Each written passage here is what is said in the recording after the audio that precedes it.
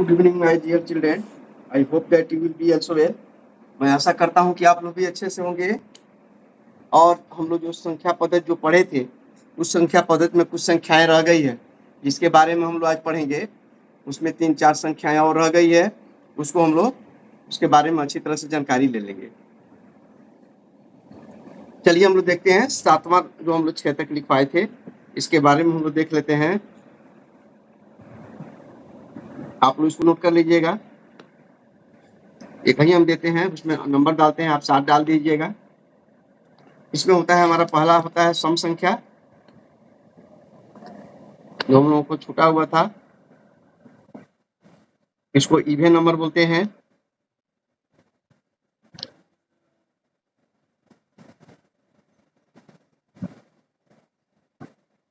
अब देखिए ये सम संख्या, सम माने क्या होता है? बराबर। सम माने क्या होता है? सम माने होता है बराबर। तो ये संख्या जो है सम दिया हुआ है, तो इवन नंबर, इसको अंग्रेजी शब्द है इवन नंबर। वो संख्या है जो 2 से विभाज्य हो, यानी विभाज्य का मतलब होता है भाग देना।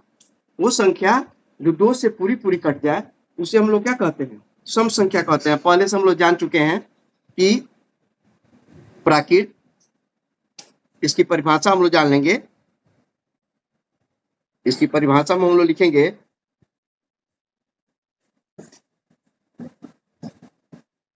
हमने आपको बताया कि सम जो शब्द दिया हुआ है सम है, सम माने होता है बराबर। ठीक है, बराबर माने भिन्न नहीं। जैसे मान लीजिए यहाँ दे दिया है 1 3 5 7, ये बराबर नहीं ना है, लेकिन वही 2 4 6 8 क्या है? ये बराबर है। ठीक है ना? तो कहता है परिभाषा में कि प्राकृत संख्या जो 2 से विभाज्य हो,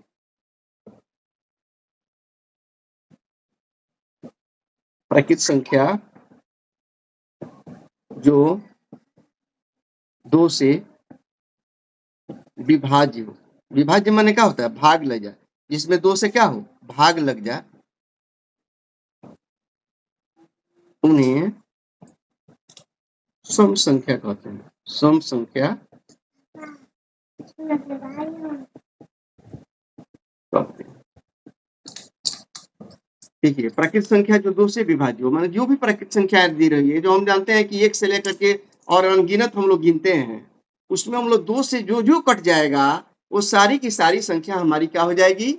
सम संख्या हो जाएगी। जैसे में हम लोग लिखते हैं इसको, फॉर एग्जाम्पल में हम लोग ले लेंगे। फॉर एग्जाम्पल में जैसे मान लिया हमारा हुआ 2 4 6 8 10 डैश डैश, मान लीजिए जितना हो जाएगा उसको लिख सकते हैं। यहाँ देखिए, यहाँ ये सब के सब बराबर है। इस सब के सब क्या है? 2 से कटने वाली है, माने 2 से इसमें भाग लग जाएगा। ठीक है, तो उसको हम लोग बोलते हैं। और इसको जो है, एक सूत्र है इसमें। सबसे पहले आप सूत्र पर ध्यान दीजिएगा। यदि इस तरह का कोई सवाल दे देता है कि सम संख्याओं का योग क्या होगा, उसको हम कैसे निकालेंगे, तो उसके लिए होगा लगातार सम संख्या का योग बराबर होता है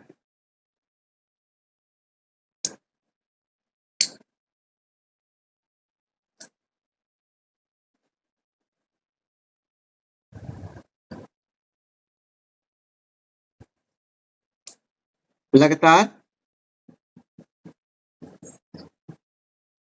सम संख्याओं का योग बराबर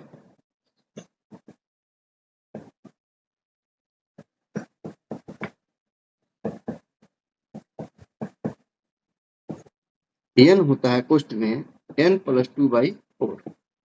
ये होता है सूत्र इसका। ठीक है, जहां n बराबर होता है अंतिम संख्या। क्या होता है? अंतिम संख्या। मान लीजिए हम यहाँ एक प्रश्न देते हैं आपको कि मान लीजिए लगातार सम संख्याओं का योग कैसे होगा। जैसे मान लीजिए हम यहाँ प्रश्न लिखते हैं, प्रश्न 1 देते हैं आपको कि 2 + 4 + 6 + 8 + 10 + 12 + 14 का योग क्या हो? योग क्या? इसके लिए हम क्या करेंगे? हम देख रहे हैं कि लगातार जो दिया हुआ है, अंतिम संख्या मेरा क्या है? अंतिम संख्या यहाँ 14 है। हमारा अंतिम संख्या क्या है? 14 है। तो इसके लिए हम क्या करेंगे? इसके लिए हम सूत्र लिखेंगे सूत्र से हम जानते हैं कि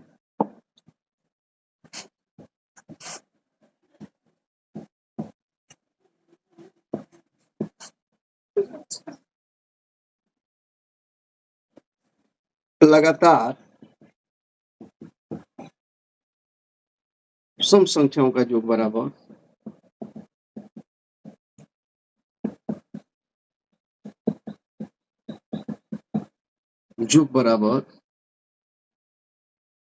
n कोष्ट में n+2/4 होता है।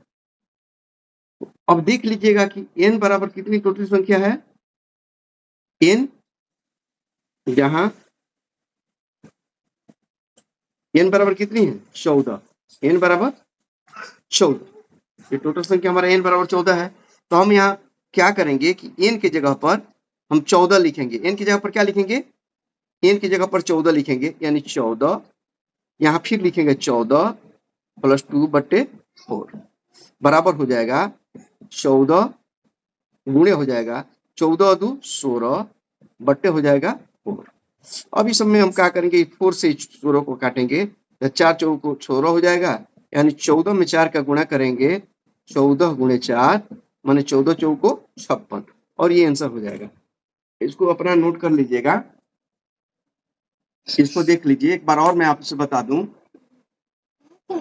फिर ध्यान दीजिएगा। इसमें दिया हुआ है कि सम संख्या यानी इवन नंबर, इसको अंग्रेजी में बोलते हैं। सम माने होता है बराबर। सम माने क्या होता है, बराबर। यानी प्राकृत संख्या जो 2 से विभाज्य हो उन्हें सम संख्या कहते हैं। उसको क्या कहते हैं, सम संख्या। जैसे 2, 4, 6, 8, 10 इत्यादि। अब ये सूत्र एक होता है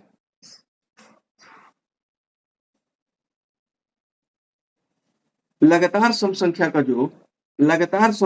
योग बराबर होता है n+2/4, जहां n बराबर अंतिम संख्या।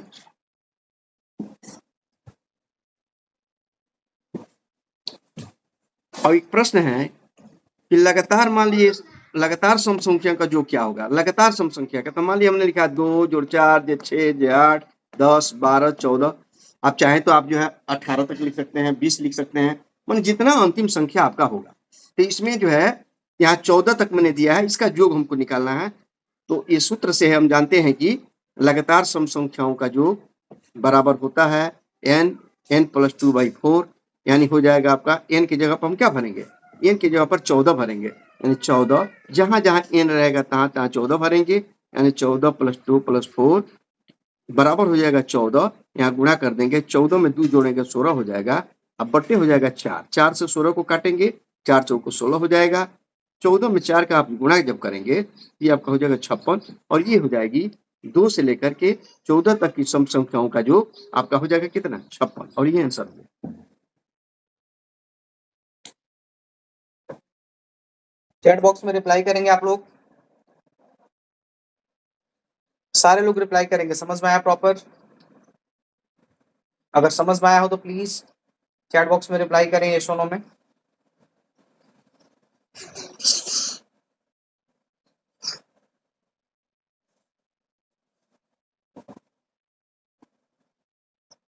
जितने भी बच्चे क्लास ले रहे हैं, अगर मेरी आवाज जा रही है तो प्लीज आप लोग चैट बॉक्स में रिप्लाई करें कि आप लोगों ने नोट डाउन कर लिया, समझ में आया कि नहीं। ओके ओके, 2 ही 3 बच्चों का रिप्लाई आ रहा है, बाकी सारे लोग नहीं कर पा रहे हैं रिप्लाई।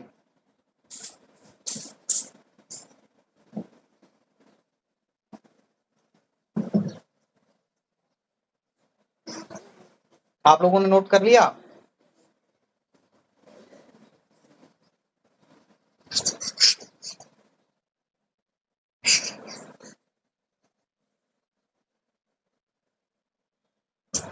चलिए, अगर नोट कर लिया आप लोगों ने तो हम इसको इरेज करते हैं, फिर आगे बढ़ते हैं। ओके,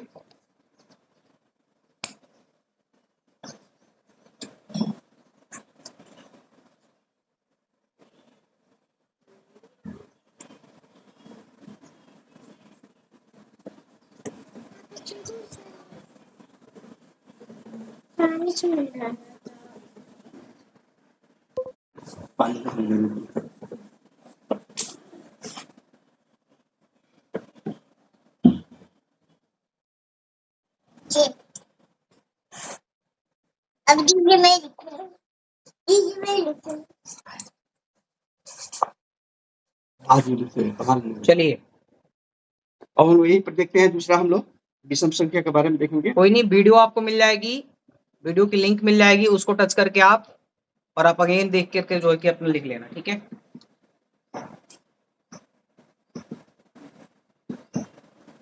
ओड नंबर इसको बोलते हैं, ओड नंबर बोलते हैं।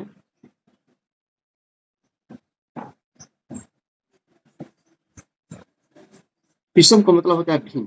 जैसे मान लीजिए कि 1 हुआ, 3 हुआ, 5 हुआ, 7 हुआ, मन वो संख्या जो 2 से न कटे, वह संख्या जो 2 से नहीं छके, वो प्राकृत संख्या जो 2 से विभाज्य नहीं हो, उसको हम लोग क्या कहते हैं?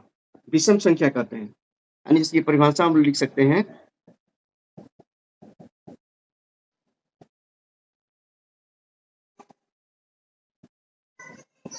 प्राकृत संख्या जो 2 से विभाज्य न हो, उसे विषम संख्या कहते हैं। विषम संख्या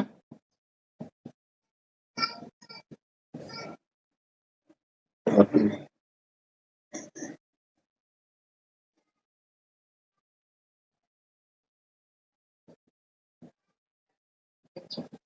विषम संख्या का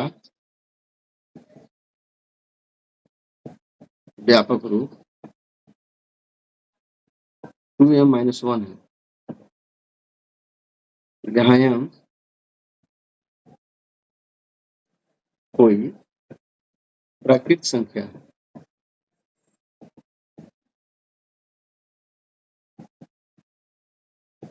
इसका अर्थ समझ लीजिएगा, 2m कह रहा है 2m-1। मान लीजिए कोई संख्या 2 है, इनमें 2 से हम गुणा करेंगे सम संख्या का, -1 घटाएंगे तो कितना आ जाएगा? 4 - 1 = 3, यानी विषम संख्या हो जाएगी। 4 - 3 = मान लीजिए यदि इस संख्या पर ले लें, m कोई प्राकृत संख्या है, तो यदि हम इसकी जगह पर 2 रखेंगे, जैसे हम मान लीजिए कि लिख लिए m = 2 रखते हैं, तो यहाँ 2m-1 करेंगे तो ये हो जाएगा 2 × 2 - 1 बराबर हो जाएगा 4 - 1 = 3। 4 - 1 = 3। ये विषम संख्या आपको निकल गया। यदि विषम संख्या निकालने का तरीका है ये, ठीक है, इसलिए उसमें दे दिया। तो अब इसके लिए हमारा सूत्र जैसे हम लिखेंगे, जैसे विषम संख्या में हम लोग लिख लेंगे क्या? 1, 3, 5, 7 इत्यादि। और भी बढ़ा के आप लिख सकते हैं, आगे तक जितनी प्राकृत संख्या हो जाएगी उसमें देख लीजिएगा। जो से पूरी नहीं कटेगी, जो से पूरा भाग नहीं लगेगा, वो हमारी विषम संख्या होगी। तो हमने इसको निकालने का तरीका बताया कि 2m-1, यहाँ कोई भी संख्या यदि m की जगह पर भर दीजिएगा, जितनी संख्या आप देख रहे हैं सब m है। यदि इसको यहाँ भरेंगे, माने कोई भी सम संख्या यहाँ भर दीजिए, प्राकृत संख्या कोई भर दीजिएगा, प्रसंग मान लीजिए 5 भरे तो 5 दूनी के 10, 1 घटाइएगा 9 आ जाएगा। यदि आप 6 भरेंगे तो 6 दूनी के 12 में से 1 निकालिएगा 11 हो जाएगा। यानी इस तरह का सूत्र में आपका जितने भी होगी विषम संख्या निकल जाएगी।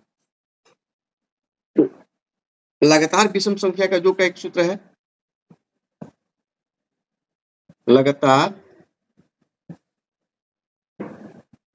विषम संख्याओं का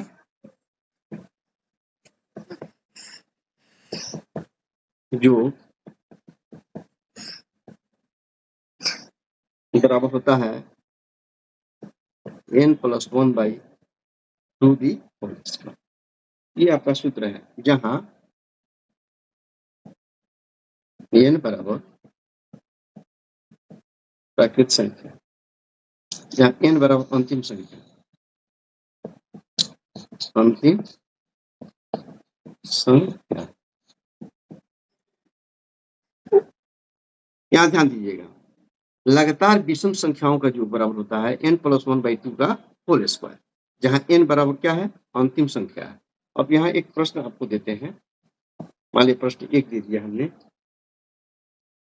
लगातार 1 + 3 + 5 + 7 डैश डैश करके हमने दे दिया 25 तक की विषम संख्याओं का जो विषम संख्याओं का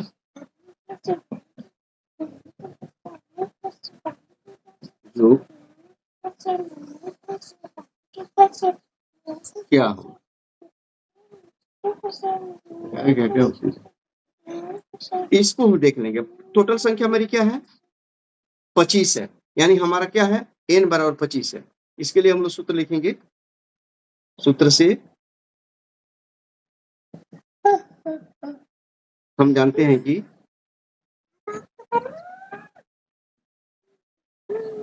लगातार विषम संख्याओं का योग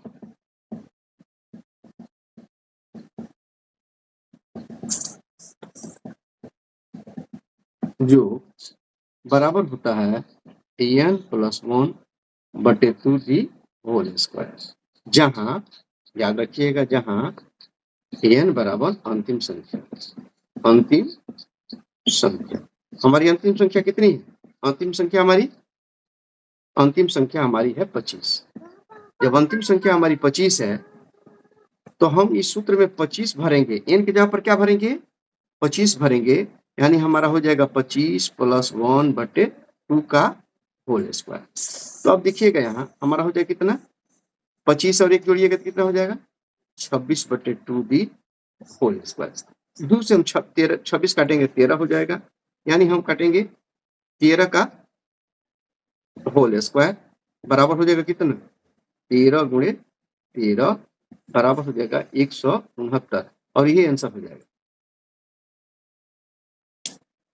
इसको नोट करेंगे आप लोग। एक बार फिर से मैं रिपीट करवा देता हूँ। बिल्कुल टेस्ट होगा, बिल्कुल टेस्ट होगा बाबू, परेशान नहीं होंगे आप लोग। टेस्ट होगा, मैथ में भी होगा, सब में होगा, ठीक है। पहले इसको नोट करेंगे आप सभी लोग। टेस्ट का क्या दिन होता है? टेस्ट का सैटरडे होता है ना, सैटरडे को लिया जाएगा, ठीक है बाबू। ओके, इसको जरा नोट करेंगे आप लोग। आप लोगों ने नोट कर लिया हो तो प्लीज रिप्लाई करें चैट बॉक्स में यस और नो, ठीक है। बाकी ये वीडियो आपको मिल जाएगी ग्रुप में।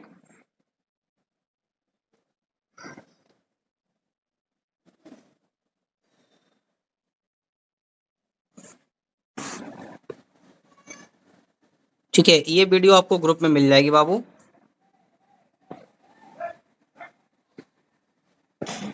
चलिए इसको हम इरेज करते हैं, आगे बढ़ते हैं, ठीक है।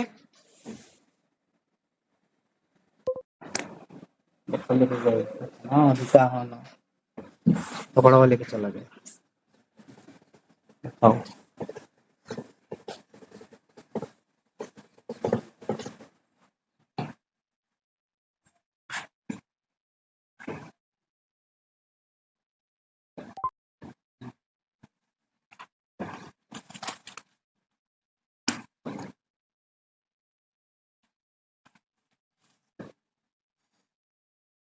तीसरा हम लोग देखते हैं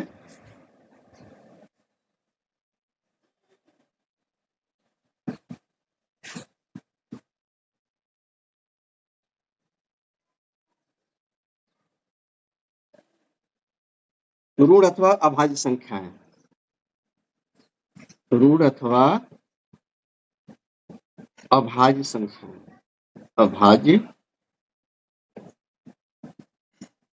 संख्या, इसको बोलते हैं प्राइम नंबर। क्या बोलते हैं इसको? Prime numbers.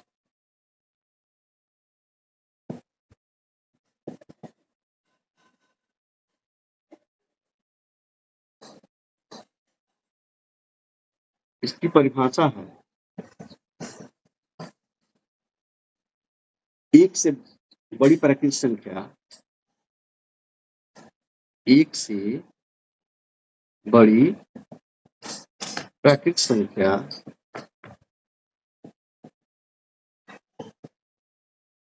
जो एक या अपने को छोड़कर, जो एक या अपने को छोड़कर किसी दूसरी संख्या से भी विभाज्य होकर होती है छोड़कर किसी दूसरी संख्या से विभाज्य न हो, दूसरी संख्या से विभाज्य न हो, ऋण संख्या उसे ऋण संख्या कहते हैं। एक से बड़ी प्राकृतिक संख्या जो एक या अपने को छोड़कर किसी दूसरी संख्या से विभाज्य न हो, एक या अपने को छोड़कर किसी दूसरी संख्या से विभाज्य न हो, उसे ऋण संख्या कहते हैं। जैसे में फॉर एग्जाम्पल लिख लीजिएगा 2, 5, 7, 11, 13, 17, 19 इत्यादि। प्लीज बोलिए। देखिए रूट संख्या अभाज्य संख्या, अभाज्य माना होता है जिसमें भाग नहीं लगे, ठीक है। इसको प्राइम नंबर भी कहते हैं। इसकी परिभाषा है कि एक से बड़ी प्राकृतिक संख्या जो एक या अपने को छोड़कर किसी दूसरी संख्या से विभाज्य न हो, उसे रूट संख्या कहते हैं। जैसे में 2, 5, 7, 11, 13, 17 और 19। एक चीज याद रखने की चीजें हैं, इसको याद रखिएगा। मैं याद रखने के लिए आपको बोलता हूं, कहीं भुला मत जाइएगा। इसमें दिया है कि एकमात्र सम संख्या, एकमात्र सम संख्या जो ऋण भी है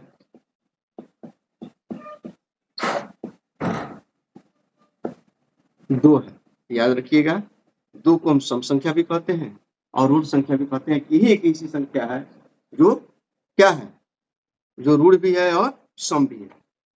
तो इसको ध्यान में रखिएगा, इसको नोट कर लीजिए। इसमें देखिएगा ये अपने ही से कटेगी, जो भी इसमें संख्या है दूसरे से नहीं कट सकती है। ये जब कटेगी तो अपने ही से कटेगी। इसमें दिया है एक से बड़ी प्राकृतिक संख्या जो एक या अपने को छोड़कर, एक या अपने को छोड़कर किसी दूसरी संख्या से विभाज्य न हो। ये दूसरी कोई संख्या से विभाज्य नहीं है, ठीक है। लेकिन सम में कैसी दो एक ऐसी संख्या है जो सम भी है और आपको ऋण भी है। ये देखिए 2 है, अपने से ही कटेगा, 5 अपने से कटेगा, 7 अपने से कटेगा, 11 अपने से कटेगा, 13 अपने से कटेगा, 17 अपने से कटेगा, 19 अपने से कटेगा। ये दूसरी संख्या से नहीं कटेगी। तो इस चीज को याद रखना है कि सम में कैसी संख्या है जो ऋण भी है, वो है संख्या कौन, 2 है।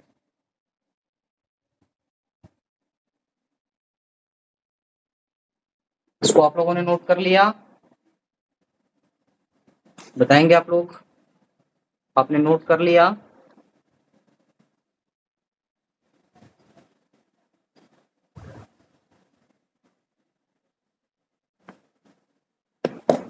नोट कर लिया हो आपने तो रिप्लाई करेंगे आप लोग।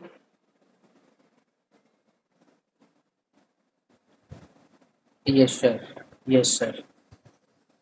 ओके, जिन लोगों ने नोट नहीं किया है, आपको मैं बार बार बोल रहा हूँ कि ये वीडियो आपको ग्रुप में मिल जाएगी, वहां से आप दोबारा देख के और आप नोट कर सकेंगे। ठीक है बाबू, चलिए इसको हम इरेज करते हैं, आगे बढ़ते हैं।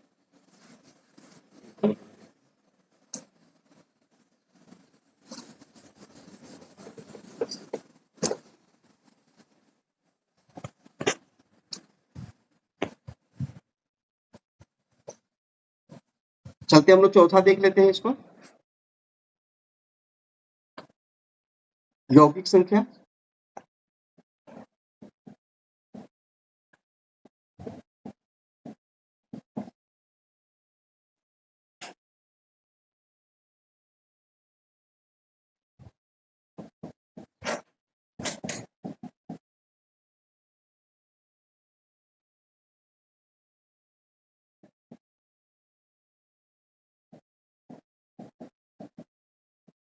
इसको देख ले हम लोग। यौगिक माने होता है यौगिक, यौगिक का मतलब क्या समझते हैं, मैंने दो होता है, एक या अपने को छोड़कर पीछे दूसरी प्राकृतिक संख्या से विभाजित, ठीक है ना, वो यौगिक संख्या कही जाती है।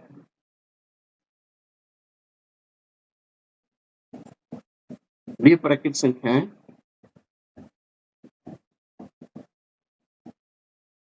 जो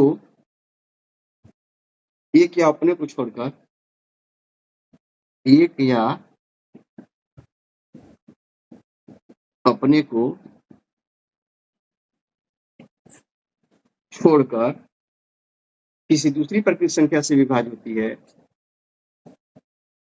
किसी दूसरी प्राकृतिक संख्या से विभाज्य होती है,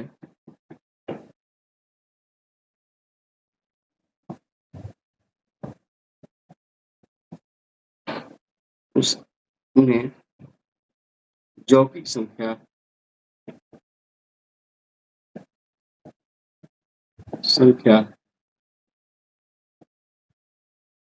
कहते हैं। वे प्राकृतिक संख्या जो एक या अपने को छोड़कर किसी दूसरी प्राकृतिक संख्या से भी विभाज्य होती है। यहाँ भी लिख लीजिएगा, से भी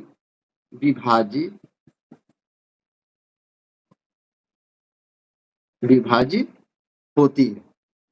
उन्हें यौगिक संख्या कहते हैं। जैसे में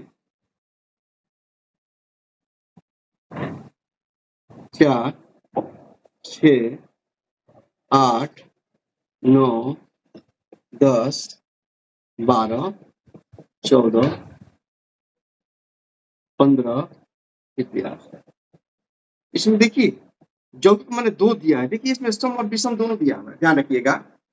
इसमें 15 दिया है, देख रहे हैं ना, 15 दिया है, यहाँ 9 दिया है।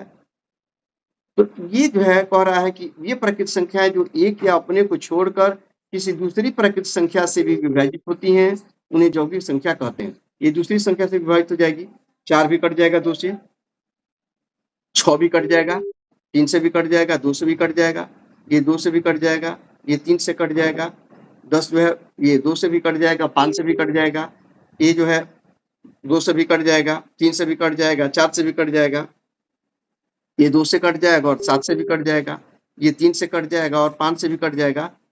तो ये सारी चीजें देख लीजिएगा, ये सारी चीजें हैं। यही आपका लास्ट जो है बचा हुआ था, जो ये प्राकृतिक संख्याओं जो हमारी संख्या पद्धति में दी गई थी। और संख्या पद्धति ये जो है बहुत ही इंपॉर्टेंट चीजें हैं जो आपको बताया है मैंने। इसमें जो है उस दिन 6 बताए थे या 4 है, तो उसमें देख लीजिएगा कि ये यौगिक संख्या है, वे प्राकृतिक संख्या जो एक या अपने को छोड़कर किसी दूसरी प्राकृतिक संख्या से भी विभाज्य होती है, उन्हें यौगिक संख्या कहते हैं। इसको लिख लीजिए, ठीक है। जैसे में 4 है, 6 है, 8 है, 9 है, 10 है, और ये जितनी चीजें इसमें देख रहे हैं ये अन्य प्राकृतिक संख्या से भी कट जाएगी। जैसे 2 से कट जाएगी, यहाँ 2 और 3 से भी कट जाएगी, ये 2 और 4 से कट जाएगी। इससे सगरी में क्या हो जाएगा, अन्य संख्या से विभाग।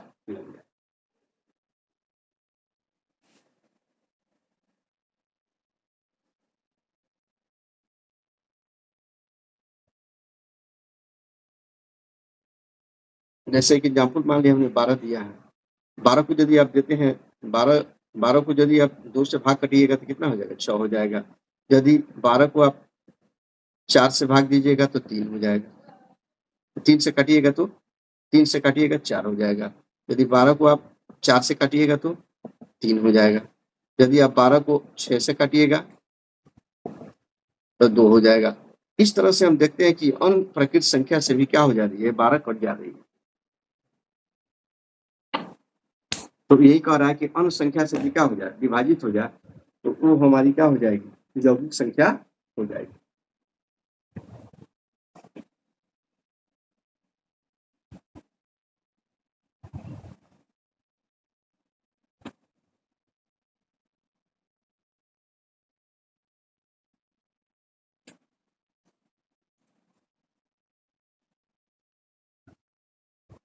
आप लोगों ने नोट कर लिया? रिप्लाई करेंगे चैट बॉक्स में। आपने नोट डाउन कर लिया?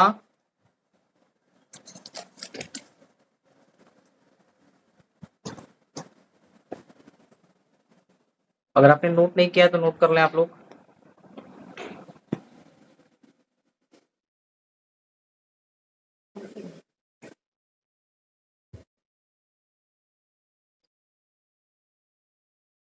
और आप लोगों से अगेन मैं बोलना चाहूंगा कि जो बच्चे आपके आसपास से जो कनेक्ट नहीं हो रहे हैं, प्लीज उनसे बताएं कि वो कनेक्ट हों, अदरवाइज उनकी आईडी ब्लॉक हो जाएगी, फिर क्लास नहीं ले पाएंगे। ठीक है जी, तो सारे बच्चों को बोले कनेक्ट होने के लिए।